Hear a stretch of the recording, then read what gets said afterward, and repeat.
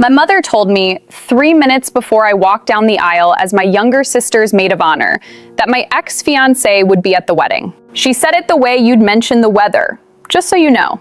But to understand why those 4 words almost ended me, and why a man I had never met would 4 hours later ask the question that changed my life, I have to take you to a vineyard in Sonoma on the last warm Saturday of August. And to the moment I realized my own family had decided I was the entertainment. Tonight's whisper is about the wedding I spent 8 months helping plan, and the version of it nobody warned me I was walking into. My name is Claire Whitmore. I'm 29. I work as a senior editor at a fashion magazine in New York, the kind that requires you to have opinions about hemlines and pretend they matter at dinner. I'm also the older sister of Olivia Whitmore, who, that August, was getting married to a kind, soft-eyed financial analyst named Jonah at his family's vineyard in Healdsburg. I had helped Olivia pick the dress, the flowers, the font on the invitations. I had flown back from Milan twice to attend tastings. I had given a toast at her engagement party that made her cry. I was, by every reasonable measure, the world's most useful older sister. I was also, by every reasonable measure, the family disappointment. Because 4 years earlier, 2 months before my wedding, my fiancé Marcus Vance had decided he needed to find himself, and had found himself somewhere in Lisbon with a yoga instructor named Inez. My mother had taken it harder than I had. Not because she loved Marcus, because she loved the story of me being married before 30. She had been rebuilding that story, in small comments, for 4 years. Have you met anyone in New York? Are you sure the magazine is what you want? Olivia found Jonah at 23. You just have to be open. I had learned to smile through it. I had learned to come home for Christmas and answer the same questions in slightly different costumes. What I had not learned, apparently, was how to read my own mother. The morning of the wedding, I was in the bridal cottage, a converted farmhouse on the edge of the vineyard, all whitewashed wood and lavender in mason jars, helping Olivia into her dress. She looked beautiful, the kind of beautiful that makes you forgive someone for being your younger sister. I was kneeling, fastening the last hook at her waist, when our mother walked in. Vivian Whitmore, 62, cashmere wrap in the color of expensive seashells. The particular posture of a woman who has decided which daughter is the project and which daughter is the achievement. She watched me work for a moment. Then she said, very lightly, Claire, before things get hectic, just so you know, Marcus is coming today, with his new girlfriend. They're sitting on Jonah's side. I didn't want you to be surprised. I didn't move. I had a hook in my hand and my sister's waist in front of me, and a small piece of lavender stuck to my sleeve. I said, why is Marcus coming to my sister's wedding? He's still close with Jonah's brother. They were college roommates.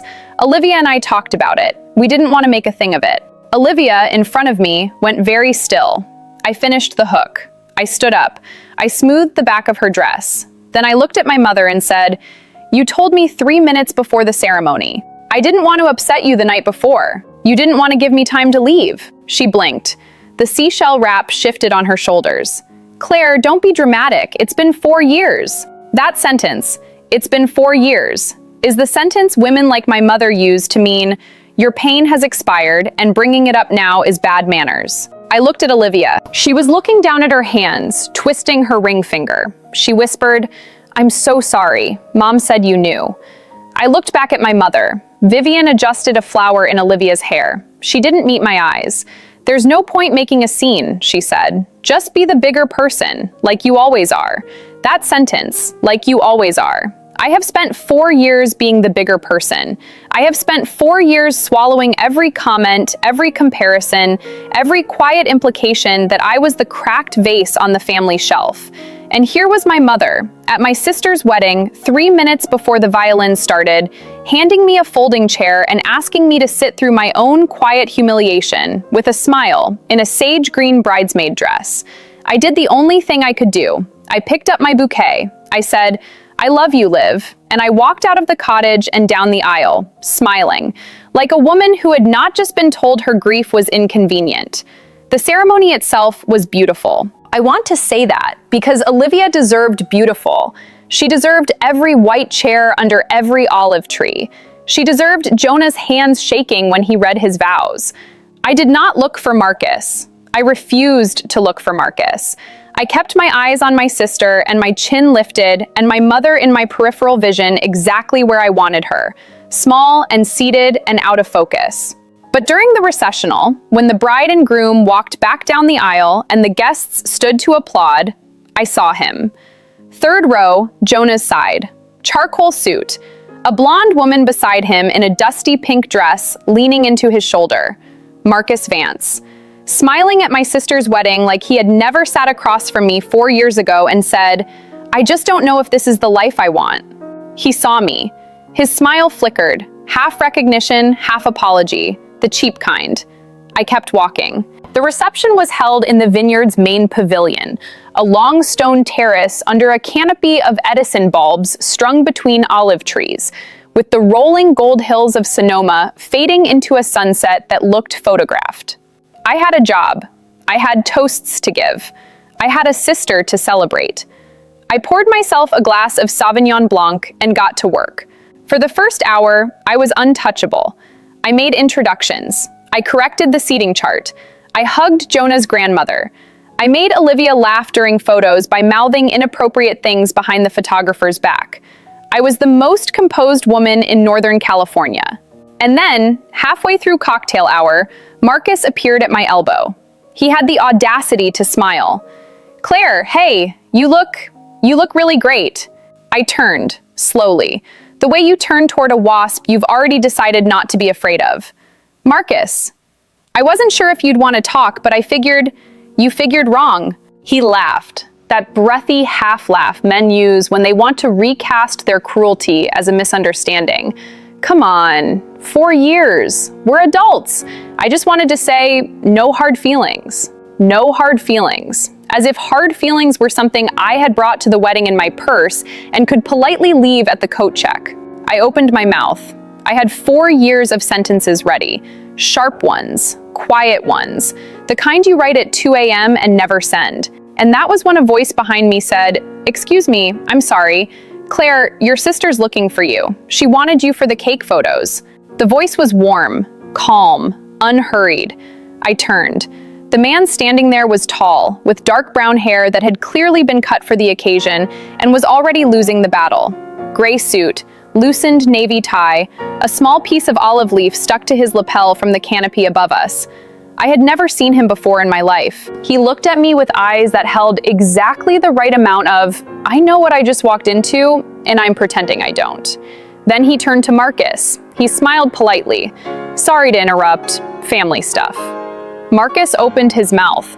The stranger had already taken my elbow, lightly, the way you might guide someone past a wet floor sign, and was walking me away. When we were 6 steps clear of Marcus, he let go. He said, "I am so sorry. I have no idea who that was, and your sister did not actually send me. I just watched your face do something, and I'd seen that face on my own sister once, and I made a decision." I stared at him. "You don't know me." "No." "You don't know him." "No." "And you just lied to a guest at a wedding you're attending." "Yes." I let out a breath that surprised me. It was almost a laugh. He winced. "If I overstepped, I will go apologize to him right now, and you can go back to whatever conversation that was." I looked back, briefly. Marcus was still standing where I'd left him, looking at the dirt as if it had personally insulted him. I turned back to the stranger. "What's your name?" "Ethan. Cole. I'm Jonah's cousin, from San Francisco. I came up yesterday and I am drinking far too much Sauvignon Blanc for someone who has to drive home tomorrow." "Claire." I figured. "Your sister has your photo on her phone background." That stopped me. "She does?" "She showed me last night. She said, 'That's my sister. She lives in New York and she's the bravest person I know.'" I had not cried all day. I had been very disciplined about it. But there is a particular kind of sentence, delivered by a stranger, repeating something my sister had said about me without knowing I needed to hear it, that gets past every defense you have built. I looked down at my wine glass. I blinked, twice. Ethan didn't say anything. He just stood beside me, hands in his pockets, looking out at the vines. After a long moment, he said, "I'm going to get you another glass. Not because you need it, because I need an excuse to come back." That was the line that did it. I almost laughed. I did not let myself. Bold strategy, I said. It's been a long day. For both of us, apparently. He gave me a small, real smile, the kind that doesn't perform, the kind that ends as quickly as it begins, and walked off toward the bar. I watched him go. I noticed that he stopped, briefly, to hand a tissue to an older woman who had been crying happy tears near the gift table. He did it without breaking stride, without commentary, the way some men help and then keep walking like helping was nothing. I thought, who is this person? He came back 2 minutes later with 2 glasses of wine and 1 piece of unsolicited information. Your ex left. What? I watched him in the rearview mirror, as it were. He said something to a blonde woman. They got their things. They left. You watched. I watched. That's borderline. It is fully borderline. I accept the criticism. I took the glass he offered. Our fingers brushed. He didn't make it a thing. I appreciated that, more than I had words for. For the next hour, Ethan stayed near me without crowding me. He understood, somehow, the difference between available and attached. He let me work. He let me give my maid of honor toast, which I delivered with a steady voice and only one moment where I had to pause and pretend a string light had distracted me. When the dancing started, he asked Olivia to dance before he asked me. I watched them, my sister laughing at something he'd said, and I understood, suddenly, what kind of man he was. The kind who proves himself to the people you love before he asks anything of you. The cake came out at 9:30. The toast had been given. The vineyard had gone fully dark except for the canopy of bulbs and a half moon coming up over the hills. I had been on my feet for 10 hours. My shoes were under my chair. My hair had given up. I was sitting at the edge of the terrace, on a low stone wall, when Ethan sat down beside me. He held out a plate. I brought you cake. You're a danger to my life choices. It's vanilla buttercream. I'm a danger to everyone's life choices. We ate cake. We watched my sister dance with Jonah's grandfather. The cicadas were doing whatever cicadas do in California in August. After a long time, Ethan said, very quietly, "Can I ask you something? You don't have to answer." "Okay. Are you all right?" I looked at him. In 4 years, no one had asked me that. Not my mother, not my friends after the first 6 weeks of casseroles and concern. Not Olivia, who had tried, but who was always afraid of breaking me with the question. Strangers don't ask you if you're all right. Strangers ask you how you're doing, or how the magazine is going, or whether you've been seeing anyone. This stranger, this borderline stranger, with cake frosting on his thumb and an olive leaf still on his lapel, had asked me the only question that mattered. I looked at him for a long time. Then I said, "No, but I'm working on it." He nodded. He didn't try to fix it. He didn't tell me I was strong, or that everything happens for a reason, or that Marcus had clearly missed out. He just nodded. Then he said, "If it helps, I think your sister picked the right person to make her maid of honor." Why? Because I watched you all night, and I have never seen anyone love someone the way you love her. Even when you were tired. Even when you were heartbroken in a sage green dress that doesn't suit your skin tone. I let out a startled laugh. The dress is terrible. The dress is a war crime. My sister picked it. She loves you anyway. We sat with that. After a while, I said, "Ethan, I'm not going to ask you to walk me back to the cottage tonight. I'm not going to give you my number on a vineyard terrace under string lights and pretend that's how love stories work." Okay. I want to know what this is when I'm not wearing a war crime.